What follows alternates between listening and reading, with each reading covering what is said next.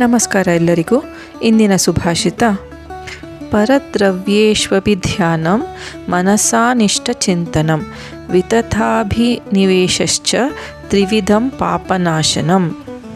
ನಮ್ಮ ಮನಸ್ಸಿನಲ್ಲಿ ಉಂಟಾಗುವ ಕೆಲವು ದುರಾಲೋಚನೆಗಳನ್ನ ಮಾನಸಿಕ ಪಾಪಗಳು ಅಂತ ಹೇಳಿದ್ದಾರೆ ಈ ಸುಭಾಷಿತದಲ್ಲಿ. ಯಾವುವು ಅವುಗಳು, ಹೇಗೆ ಅಂತ ತಿಳ್ಕೊಳ್ಳೋಣ. ಪರದ್ರವ್ಯೇಷ್ವಭಿಧಾನ್ಯಂ ಅಂದರೆ ಮತ್ತೊಬ್ಬರ ಹಣ, ಸಂಪತ್ತು, ಆಸ್ತಿ ಅದನ್ನು ಲಪಟಾಯಿಸುವ ದುರಾಲೋಚನೆ ಮಾಡೋದು.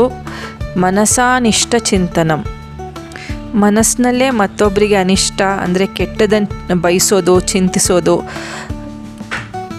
ವಿತಥಾಭಿನಿವೇಶಶ್ಚ ಅಂದರೆ ಮನಸ್ಸಿನಲ್ಲೇ ಬೇರೆಯವರಿಗೆ ಮೋಸ ಮಾಡಬೇಕು ಅಂತ ಯೋಚನೆ ಮಾಡೋದು, ಸದಾ ಸುಳ್ಳು ಹೇಳೋದು.